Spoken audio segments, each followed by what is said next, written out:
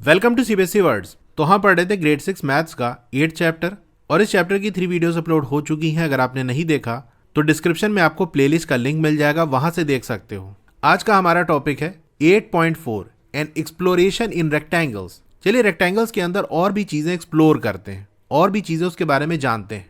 Construct a rectangle ABCD with AB equals 7 cm and BC 4 cm. Imagine X to be a point that can be moved anywhere along the side AD.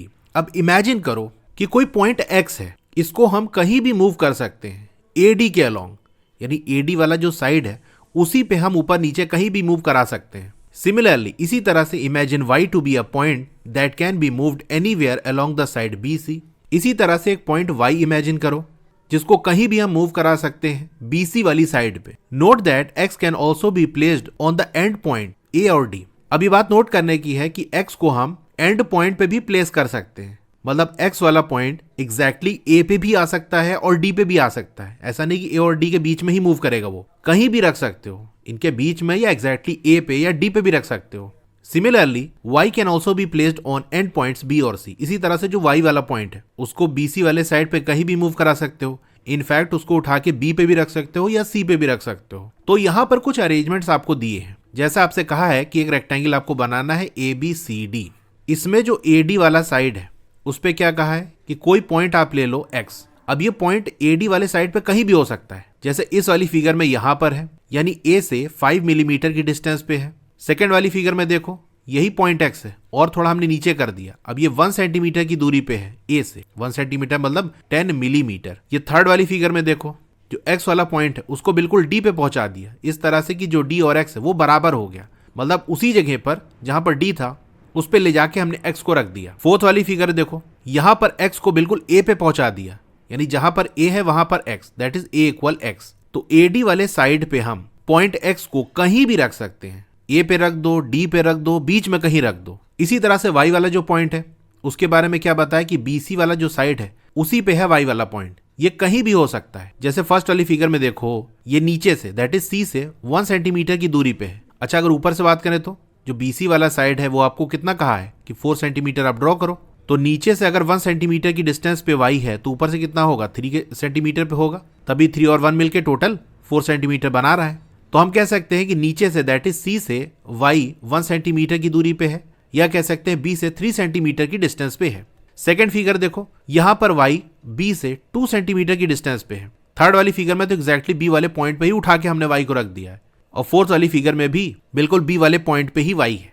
Eight which positions will the point X and Y be at their closest. अब वो कौन सी positions है जहां पर X और Y वाला जो point है वो सबसे करीब होगा, यानी कहां पर X और Y को हम रखें कि इनके बीच के जो डिस्टेंस है वो कम से कम हो, तभी सबसे ज्यादा करीब होंगे। When do you think they will be farthest, और कब एक दूसरे से सबसे ज्यादा दूर होंगे। What does your intuition says, अब आपका इंट्यूशन क्या कहता है, मतलब आपको क्या लगता है, यानी आपके माइंड में क्या आ रहा है, देखने से आपको क्या लग रहा है। Discuss with your classmates. तो चलो फिर से हम ऊपर फिगर देखते हैं।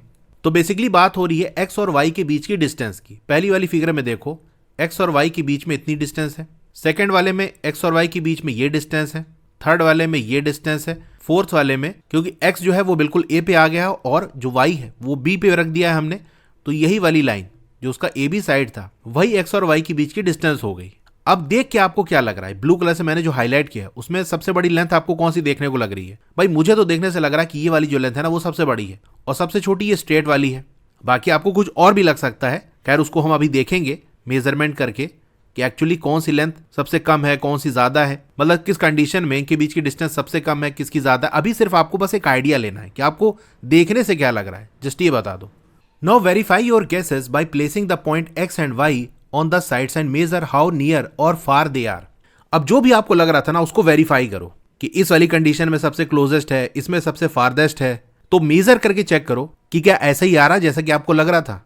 The distance between X and Y can be obtained by measuring the length of the line XY। अब X और Y के बीच की डिस्टेंस को आप कैसे मेजर करोगे, वही जो डॉटेड लाइन आपको XY वाली दी है ना ऊपर फिगर में, उसी को मेजर कर लो। अब ये फर्स्ट वाली फिगर का मैंने मेजर किया है, 0 सेंटीमीटर को X पे रख दिया तो Y देख सकते हो कहां पर आ रहा है, ये आपका 7 है यानी 7 सेंटीमीटर। उसके बाद जो छोटी छोटी लाइन होती है वो 1 मिलीमीटर की होती है, तो छोटी छोटी लाइन अगर आप काउंट करोगे तो 1 2 3 4 और ये 5, अच्छा, फिफ्थ वाली लाइन थोड़ी सी और बड़ी होती है, तो उससे भी आइडिया लगा सकते हो। तो ये देखने से लग रहा है कि लगभग 7 सेंटीमीटर और 5 मिलीमीटर और ये लेंथ है। तो मैं यहां लिख देता हूं 7 सेंटीमीटर 5 मिलीमीटर। अब सेकंड वाली जो फिगर है उसका देख लो, यहां भी 0 को मैंने x पे रख दिया है, तो जो y है वो 7 और उसके बाद जो एक लाइन है यानी 7 सेंटीमीटर उसके बाद 1 मिलीमीटर और, तो ये 7 सेंटीमीटर एंड 1 मिलीमीटर।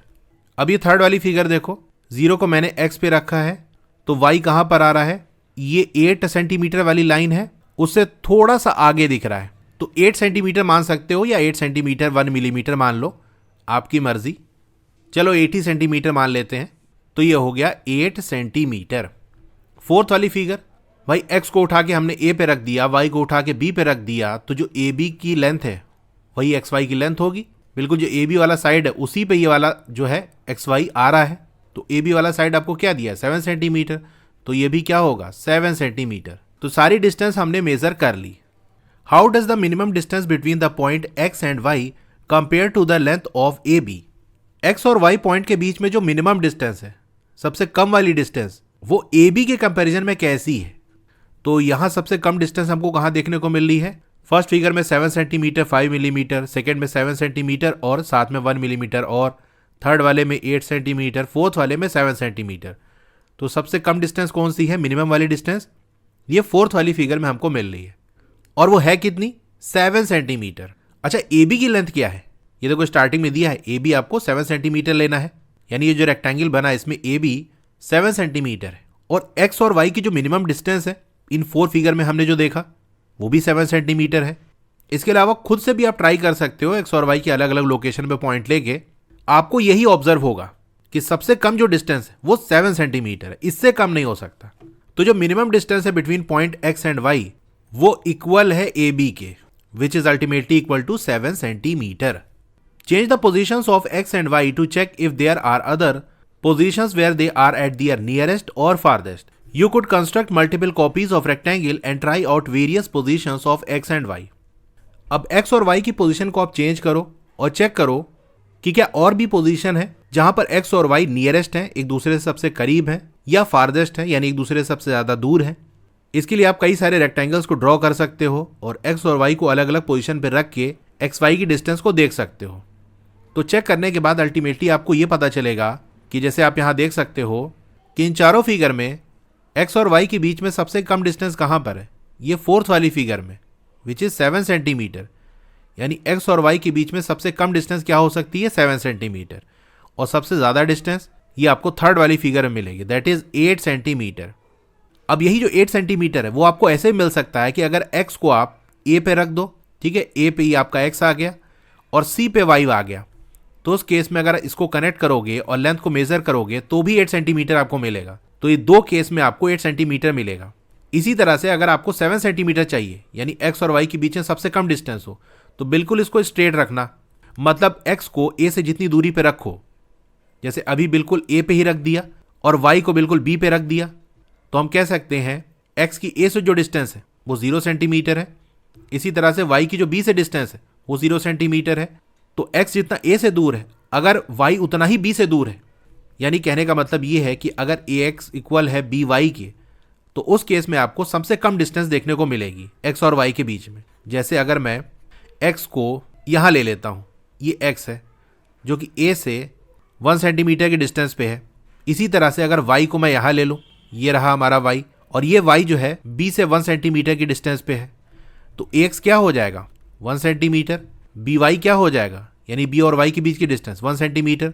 तो ये दोनों डिस्टेंस आपस में इक्वल है, तो उस केस में x और y की जो बीच की डिस्टेंस है वो सबसे कम होगी, विच इज 7 सेंटीमीटर। यानी इसको अगर आप कनेक्ट कर दोगे तो ये भी आपका 7 सेंटीमीटर ही आएगा।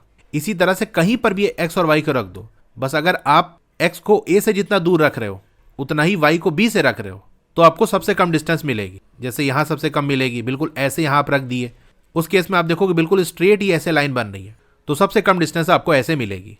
लेकिन वैल्यू की अगर बात कर लें तो सबसे कम जो डिस्टेंस है उसकी वैल्यू है 7 सेंटीमीटर, और सबसे ज़्यादा जो डिस्टेंस है x और y के बीच में वो 8 सेंटीमीटर है। 8 से ज़्यादा नहीं हो सकता, 7 से कम नहीं हो सकता, चाहे आप x और y को कहीं भी रख लो। How will you keep track of the lengths X Y for different positions of x and y? अब ये जो x और y की अलग अलग पोजीशन पे एक्स वाई की डिस्टेंस मेजर कर रहे हो, इसका आप ट्रैक कैसे रखोगे? कहीं आपको नोट डाउन करना पड़ेगा, वरना तो भूल जाओगे आप कि क्या क्या मेजरमेंट आया था। तो वो कैसे होगा? Here is one way of doing it. यहाँ एक तरीका आपको दिया है कि कैसे आप रिकॉर्ड रख सकते हो कि किस कंडीशन में x और y के बीच की डिस्टेंस क्या आई है। Suppose here are some of the positions of x and y that you have considered. अब मान लो यहाँ कुछ पोजीशन है जो कि आपने कंसीडर की होगी, जैसे जब x 5 मिलीमीटर अवे है a से और y 3 सेंटीमीटर अवे है b से। मतलब ये फर्स्ट वाली जो फिगर आपको दी है, x a से 5 मिलीमीटर की दूरी पे है और y, देखो y की आपको c से डिस्टेंस दी है कि 1 सेंटीमीटर, लेकिन हमको जो रेक्टेंगल दिया है उसमें जो b वो 4 सेंटीमीटर है। तो y नीचे से यानी c से 1 सेंटीमीटर ऊपर है, तो मतलब b से कितना होगा? 3 सेंटीमीटर होगा। तभी 3 centimetre plus 1 centimetre total 4 centimetre होगा। तो अगर हम b से बात कर लें तो y की जो डिस्टेंस है वो 3 सेंटीमीटर है। तो उस केस में एक्स वाई की डिस्टेंस क्या आ रही है? ये मैंने लिखा है 7 सेंटीमीटर 5 मिलीमीटर। तो यही आपको नोट कर देना है कि एक्स वाई क्या है? 7 सेंटीमीटर 5 मिलीमीटर। इसी तरह से when x is 1 centimetre away from a and y is 1 centimetre away from b, तो एक्स वाई क्या होगा? अभी मैंने आपको बताया कि अगर x की a से डिस्टेंस वही है जो y की b से है, यानी ax और ay इक्वल है, यहाँ देख सकते हो 1 सेंटीमीटर दे रहा है 1 सेंटीमीटर, तो मेजरमेंट करने की जरूरत ही नहीं है, आपको 7 सेंटीमीटर ही मिलेगा। तो यहाँ लिख देना 7 सेंटीमीटर और 0 millimetre. When x is 2 centimetre away from a and y is 4 centimetre away from b, यानी अगर x को हम यहाँ ले लें 2 सेंटीमीटर की डिस्टेंस पे और y को b से 4 सेंटीमीटर ले लें, मतलब ये बिल्कुल c पे आएगा क्योंकि b से 4 सेंटीमीटर की दूरी पे c है। तो अगर ऐसा ले लें तो उस केस में ये डिस्टेंस क्या आएगी? तो इसको आप ड्रॉ करके मेजर कर सकते हो। मैं यहाँ आपको वैल्यू बता देता हूँ कि ये आएगी 7 centimetre and 3 millimetre. Is there a short hand way of writing it down? अब ये तो पूरा इतना बड़ा स्टेटमेंट लिख के हमने किया, क्या और शॉर्ट में नहीं कर सकते? In all the sentences only the position of X and Y and the length X Y changes. अब ऊपर जो हमने स्टेटमेंट लिखा उसमें सारी कहानी वही है। व्हेन एक्स इज, ये जो डिस्टेंस है बस यही बदल ली, away from A and Y is this distance away from B, तो एक्स वाई क्या होगा? बस यही चेंज हो रहा है। देखो 5 मिलीमीटर हो गया, 1 सेंटीमीटर हो गया, 2 सेंटीमीटर हो गया, इधर 1 सेंटीमीटर हो गया, 4 सेंटीमीटर हो गया, बस यही चेंज हो रहा है। तो वही स्टेटमेंट बार बार लिखने की जरूरत क्या है? इसको हम सिंपल टेबल बना के कर सकते हैं। So we could write this as, इसको हम ऐसे लिख सकते हैं, यानी जो चीज हमको इनपुट देनी है वही लिख देंगे। जैसे एक चीज हमको ये बतानी है कि distance of X from A, X A से कितनी दूरी पे है, इसी तरह distance of Y from B, Y B से कितनी दूरी पे है, लेंथ ऑफ एक्स वाई और एक्स वाई की लेंथ क्या है। तो ये टेबल बना दी, अब जस्ट इसके नीचे हम वैल्यू पुट कर देंगे। तो पहले वाले स्टेटमेंट के according distance of X from A क्या है? 5 millimetre, distance of Y from B 3 centimetre, और इस केस में जो लेंथ आ रही है एक्स वाई की 7 सेंटीमीटर 5 मिलीमीटर। इसी तरह सेकंड और थर्ड वाला जो स्टेटमेंट है उसका लिख सकते हो। तो ये टेबल हमारा फिल हो गया। Have you checked what happens to the length X Y when X और Y are placed at the same distance from A and B respectively? क्या आपने चेक किया कि एक्स वाई की लेंथ को क्या हो रहा है जब एक्स और वाई को ए और बी से सेम डिस्टेंस पे रखा जा रहा है? तो ये मैंने आपको बता दिया कि अगर एक्स को जितना ए से दूर रख रहे हैं, अगर वाई को उतनी ही दूरी पे बी से रखें, तो उस केस में सेम लेंथ हमको मिल रही है, विच is 7 centimetre. For example as in the cases like this, जैसे इस केस में क्या होगा आप चेक करके वेरीफाई भी कर सकते हो। Distance of X from A अगर 5 मिलीमीटर है, distance of Y from B ये भी 5 मिलीमीटर है, तो उस समय एक्स वाई की जो लेंथ है वो आपको 7 सेंटीमीटर मिलेगी। इसी तरह अगर आपको 1 सेंटीमीटर है तो भी आपको 7 सेंटीमीटर, 1 सेंटीमीटर 5 मिलीमीटर दोनों ही केस में है तो भी आपको 7 सेंटीमीटर मिलेगा। इन each of these cases observe, अब इन सारे केसेस में आप ऑब्जर्व करो। फर्स्ट वाला है how the length X Y compares to that of A B. तो ये जो आपको टेबल दिया है जहां ए एक्स और बी वाई की डिस्टेंस सेम है, उसमें एक्स वाई की लेंथ क्या आ रही 7 सेंटीमीटर और ए बी भी क्या है 7 सेंटीमीटर। तो इन सारे केसेस में एक्स वाई इक्वल होगा ए बी के, विच इज 7 सेंटीमीटर। फिर सेकंड वाला पॉइंट जो आपको ऑब्जर्व करना है, the shape of the 4 sided figure A B Y X. इस केस में ए बी वाई एक्स का शेप क्या होगा, चलिए देखते हैं। अगर एक्स को हम 5 मिलीमीटर पे रखें ए से और वाई को भी 5 मिलीमीटर की डिस्टेंस पे रखें बी से और ऐसे ज्वाइन कर दें, तो ये एक्स है ये वाई है। तो हमसे ए बी वाई एक्स का पूछ रहा है, ये कैसा शेप बनना है? आप देख सकते हो कि रेक्टेंगल बनना है, यानी ये देखो ए बी वाई एक्स, ये रेक्टेंगल ही तो बनना है। इसी तरह से अगर एक्स और वाई को हम 1 सेंटीमीटर की डिस्टेंस पे रख दें ए और बी से, इस केस में भी ए बी वाई एक्स ये आपको रेक्टेंगल बनता हुआ दिखेगा। इसी तरह कहीं पर भी रख दो, अगर ax और by की लेंथ आपस में इक्वल है तो AB yx का जो शेप है वो रेक्टेंगल बनेगा। तो इसको आप लिख देना rectangle. How does the farthest distance between x and y compares with the length of AC और BD। अब जो फारदेस्ट डिस्टेंस यानी सबसे ज्यादा डिस्टेंस x और y के बीच की है, ये मैंने आपको बताया था कितनी है, 8 सेंटीमीटर। इसको आप AC और BD से कंपेयर करो तो कहाँ है AC और BD, जरा देखते हैं। A और C को हमने कनेक्ट कर दिया, अब इसकी लेंथ आप मेजर करोगे तो ये आएगा 8 सेंटीमीटर। इसी तरह से अगर BD की लेंथ आप मेजर करोगे तो ये भी 8 सेंटीमीटर आएगा, जो कि यहां पर आपको दिया भी है कि y को बिल्कुल हमने B पे रख दिया और x को D पे रख दिया, तो yx BD के ही बराबर होगा और BD क्या है, 8 सेंटीमीटर है। यानी AX और BD इनकी लेंथ आपस में इक्वल होगी और ये किसके बराबर होगी, x और y के बीच में जो फारदेस्ट डिस्टेंस है, सबसे ज्यादा डिस्टेंस है, उसके बराबर। तो इस केस में XY इक्वल होगा AC के और ये इक्वल होगा BD के और ये 8 सेंटीमीटर है। कंस्ट्रक्ट, चलिए कुछ कंस्ट्रक्शंस करते हैं। इसमें पहला है ब्रेकिंग रेक्टेंगल्स। रेक्टेंगल्स को ब्रेक करेंगे हम। Construct a rectangle that can be divided into 3 identical squares as shown in the figure. आपको एक ऐसा रेक्टेंगल कंस्ट्रक्ट करना है जिसको हम 3 आइडेंटिकल स्क्वायर्स में डिवाइड कर सके।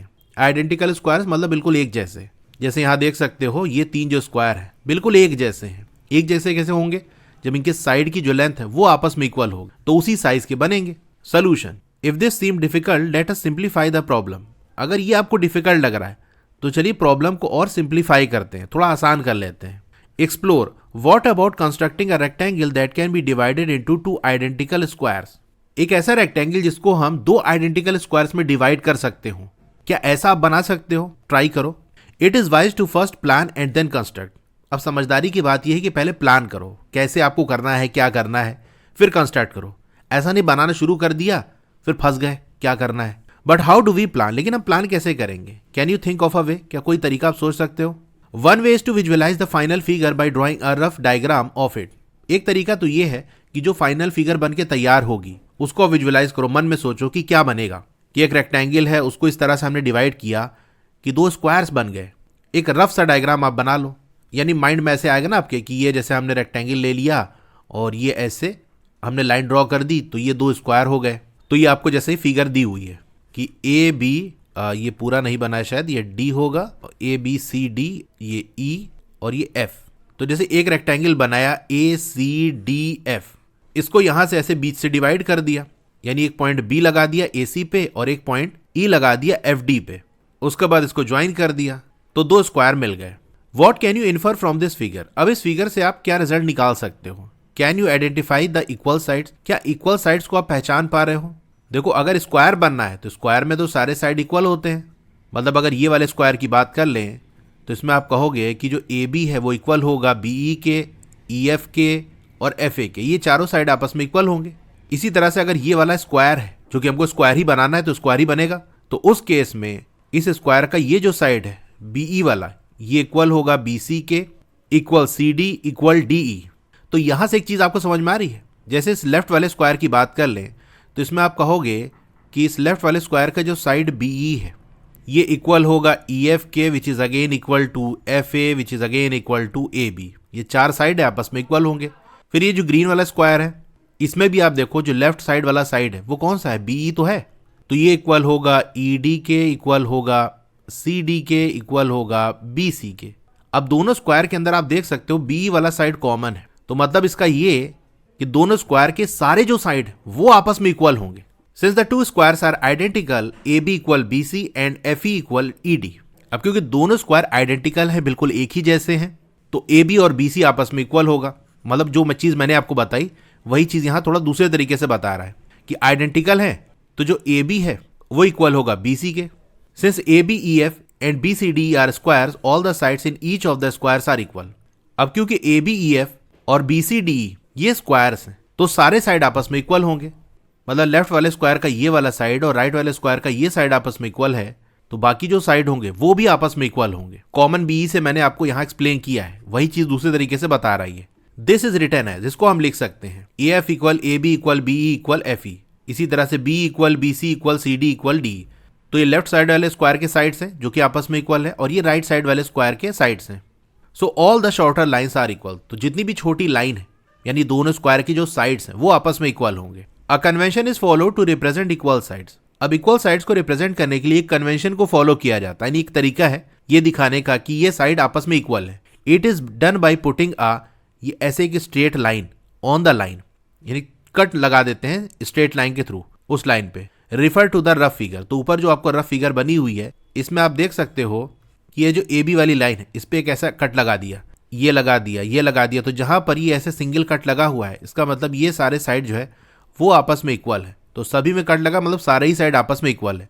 तो इस तरह हम दिखा सकते हैं, वरना आपने ड्रॉ कर दिया, अब जो देखेगा उसको कैसे पता चलेगा कि साइड आपस में इक्वल है। तो ऐसे आपको कट लगाना पड़ेगा, उस कट को देख के समझ जाएगा कि अच्छा यहाँ कट लगा, यहाँ कट लगा, यहाँ सब जगह लगा, मतलब सारे साइड आपस में इक्वल होंगे। Using this analysis can you try constructing it. अब ये जो हमने एनालिसिस किया इसका यूज करके क्या आप कोशिश कर सकते हो कंस्ट्रक्ट करने की। Remember all that was asked for is a rectangle that can be divided into two identical squares and with no measurements imposed. अब याद रखना हमसे क्या कहा गया है कि रेक्टेंगल बनाना है जिसको हम डिवाइड कर सकें दो आइडेंटिकल एक ही जैसे दिखने वाले स्क्वायर्स में, जहां पर कोई भी मेजरमेंट आपको इंपोज नहीं किया गया है कि भैया यही लेंथ लेना है, यही मेजरमेंट लेना है। जो मन करे आपके उस लेंथ का आप रेक्टेंगल ड्रॉ कर दो। To draw the rectangle ACDF one could assign any length to AF।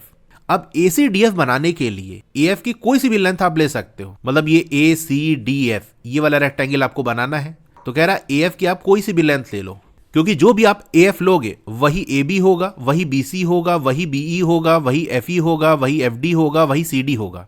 तो एक तो अपने से आपको मानना पड़ेगा एक साइड, बाकी वही आपको सब रख देना है। For example if we assign AF equal 4 centimetre then what must be length of ACB। अब जैसे मान लो हमने AF को 4 सेंटीमीटर ले लिया तो AC की लेंथ क्या होगी। तो ये जो AF है अगर इसको हमने 4 सेंटीमीटर ले लिया तो अभी मैंने आपको बताया कि AF और AB आपस में इक्वल होगा, इनके इक्वल BC भी होगा। तो AF 4 सेंटीमीटर तो AB 4 सेंटीमीटर, इसी तरह से BC भी इक्वल है तो BC भी 4 सेंटीमीटर होगा। हमसे AC पूछ रहा है यहां से यहां तक, तो 4 + 4 8 सेंटीमीटर हो जाएगा। तो अब यहां से हमको पता चल गया कि भैया किस साइज का रेक्टेंगल बनाना है। देख लो इसकी लेंथ 8 सेंटीमीटर आ रही है और जो विड्थ है या ब्रेथ कह सकते हो वो 4 सेंटीमीटर है। तो ऐसे ड्रॉ कर देंगे, फिर 8 सेंटीमीटर के बीचों बीच में ऐसे पॉइंट लगा देंगे B वाला। इसी तरह से नीचे वाला साइड FD बनाएंगे, ये भी 8 सेंटीमीटर होगा, इसमें भी बिल्कुल बीचों बीच यानी F से 4 सेंटीमीटर पे एक पॉइंट लगा देंगे तो ये आपका पॉइंट E हो जाएगा। इसको ज्वाइन कर देंगे, काम हो गया आपका। तो चलिए ड्रॉ करते हैं। सबसे पहले हम AF ड्रॉ करेंगे 4 सेंटीमीटर। ये A है, ये F है। अब इससे 90 डिग्री पे ये वाला साइड होगा, तो ये 4 है तो इसका डबल होगा ये। तो ये 90 डिग्री पे एक पॉइंट मार्क कर लेंगे, A को इसी से कनेक्ट करते हुए हम ड्रॉ करेंगे। इसकी जो लेंथ होगी वो AF का डबल होगी, क्योंकि इसके अंदर स्क्वायर के दो साइड आएंगे, एक AB वाला दूसरा BC वाला। तो ये 4 है तो ये जो लाइन बनेगी वो 8 सेंटीमीटर की होगी, लेकिन ये लाइन जो है वो A से निकल के इस पॉइंट से पास होनी चाहिए। तो ये 8 सेंटीमीटर की लाइन ड्रॉ हो गई। अब एक बार F पे प्रोटेक्टर को रख के फिर से 90 डिग्री पे एक पॉइंट लगा देंगे। अब इस पॉइंट से पास होते हुए F से एक लाइन ड्रॉ करेंगे 8 सेंटीमीटर की। अब इन दोनों को ज्वाइन कर देंगे तो ये हमारा रेक्टेंगल बन गया। ये C है, ये D है। अब B वाला पॉइंट बिल्कुल बीचों बीच में आएगा AC के, यानी 4 सेंटीमीटर पे। तो 4 सेंटीमीटर पे एक पॉइंट हमने ऐसे मार्क कर लिया। इसी तरह से एक पॉइंट 4 सेंटीमीटर पे यहां मार्क कर लेंगे। इन दोनों पॉइंट को हम कनेक्ट कर देंगे। ये B है, ये E है। अब इस तरह से लाइन ड्रॉ करके हम ये दिखा देंगे कि ये साइड्स आपस में इक्वल हैं। तो इस तरह से हमने एक रेक्टेंगल ड्रॉ किया और उसको हमने दो स्क्वायर्स में डिवाइड कर दिया। Explore, can the rectangle now be completed. क्या रेक्टेंगल अब कंप्लीट किया जा सकता है? The answer is yes. अभी हमने बनाया तो हम बना सकते हैं। In fact one could proceed bye drawing AF without even measuring its length using a ruler. अब जैसे हमने क्या किया, AF को 4 सेंटीमीटर ले लिया तो उसकी लेंथ हमने रूलर से मेजर करके लाइन ड्रॉ करके ये काम किया। हम बिना AF को मेजर करे ही, यानी हमको रूलर से लेंथ को मेजर करने की जरूरत ही नहीं पड़ेगी, बिना उसके मेजरमेंट के हम ड्रॉ कर सकते हैं। We could then construct a line perpendicular to AF। तो हम क्या करेंगे, ऐसे कोई से भी लेंथ की मेजर नहीं करेंगे, सिंपल ऐसे एक लाइन ड्रॉ कर दिया हमने। ये A है, ये F है। अब इसके परपेंडिकुलर यानी 90 डिग्री पे लाइन ड्रॉ करेंगे। तो ऐसे हमने लाइन ड्रॉ कर दी और यहां भी ऐसे लाइन ड्रॉ कर दी। तो ये दोनों परपेंडिकुलर यानी 90 डिग्री पे है। That is long enough to contain the other side. अब ये इतनी लंबी लाइन होनी चाहिए ताकि जो और भी साइड है वो कंटेन हो सके, क्योंकि डिवाइड करके आपको 2 स्क्वायर्स बनाने हैं ना। तो जैसे यहाँ पर हमने एक लाइन ड्रॉ कर दी और यहाँ ड्रॉ कर दी, तो इतनी रहे कि ये हम बना सके। मान लो आपने लाइन बहुत छोटी बना दी परपेंडिकुलर वाली, ये इतनी ही बनाई, तो अब एक भी स्क्वायर कंप्लीट नहीं हो पाएगा। या ऐसा बनाया कि एक स्क्वायर तो कंप्लीट हो जा रहा है, दूसरा वाला नहीं बन पा रहा है, तो थोड़ा सा लाइन को लंबी बनाना, as A B equal A F, क्योंकि जो ए बी है वो ए एफ के इक्वल है। यही जो मैंने बताया ना कि जो ए बी है वो ए एफ के इक्वल है, क्योंकि ये दोनों स्क्वायर के साइड है। तो जितना भी ए एफ आप ड्रॉ कर रहे हो, एक आइडिया लेके उसके डबल से थोड़ा ज़्यादा ही आप ड्रॉ करना, ताकि ऐसे ऐसे लाइन ड्रॉ करके स्क्वायर बन सके। We need to somehow transfer the length of A F to get the point B. अब देखो हमने मेजरमेंट तो लिया नहीं है, तो ए एफ तो चलो हमने अपने से बना दिया, लेकिन ए बी कैसे बनेगा? मतलब ये वाला साइड तो हमने ऐसे बना दिया, अब हमारे पास लेंथ तो है नहीं, क्या भैया ए बी इस लेंथ का बनेगा? How do we do it without a ruler? बिना रूलर के हम कैसे करेंगे? क्योंकि ए एफ की लेंथ हमने रूलर से मेजर ही नहीं की, तो ए बी भी नहीं बना पाओगे। Can it be done using a compass? क्या इसको हम कंपास का यूज करके कर सकते हैं? Observe how the length A F is measured using a compass. अब यहां ऑब्जर्व करो कि ए एफ की जो लेंथ है उसको कंपास से हम कैसे मेजर कर सकते हैं।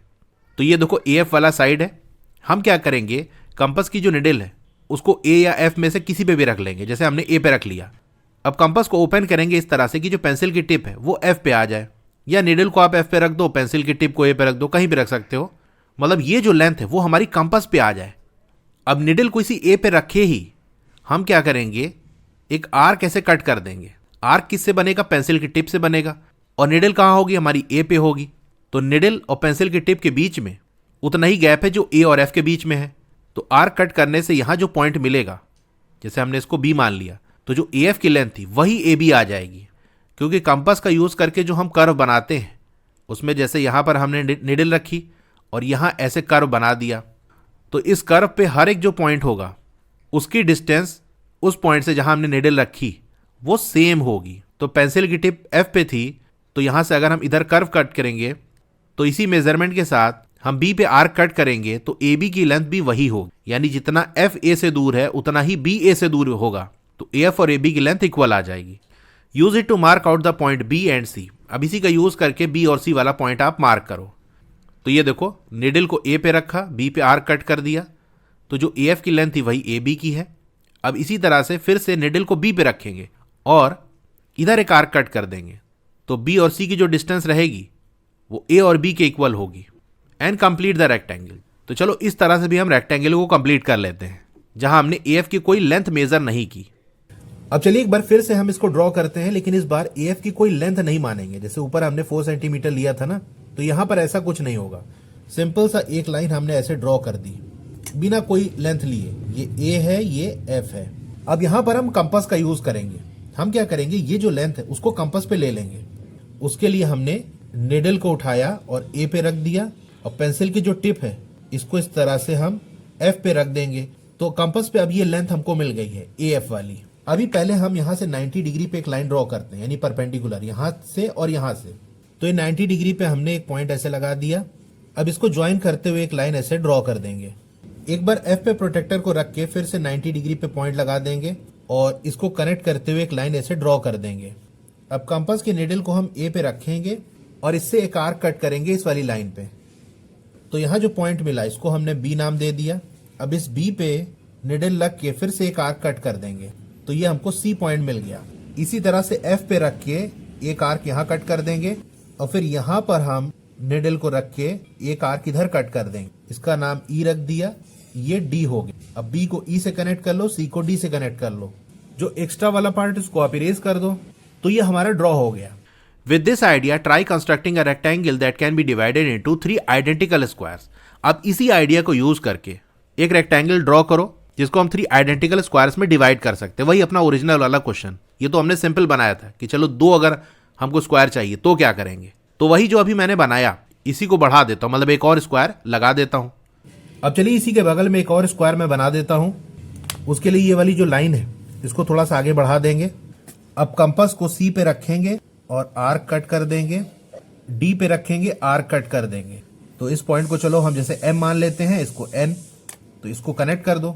तो ये हमारा ड्रॉ हो गया एक rectangle A M N F, जिसको हमने 3 आइडेंटिकल स्क्वायर्स में डिवाइड कर दिया।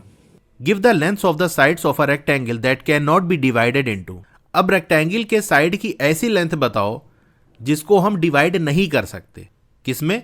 To identical squares. यानी वो कौन सी लेंथ होगी जो अगर आप रेक्टेंगल की ले लोगे तो उसको दो आइडेंटिकल स्क्वायर्स में डिवाइड नहीं कर सकते। इसी तरह से 3 आइडेंटिकल स्क्वायर्स में डिवाइड नहीं कर सकते। अब देखो क्या आपने ये ऑब्जर्व किया कि जैसे हमने ये रेक्टेंगल बनाया और उसको ऐसे डिवाइड कर दिया, ये ए है, ये एफ है, इसकी लेंथ जैसे हमने 4 सेंटीमीटर ले ली, तो आपने देखा ए बी 4 सेंटीमीटर आ रहा है और बी सी भी 4 सेंटीमीटर आ रहा है।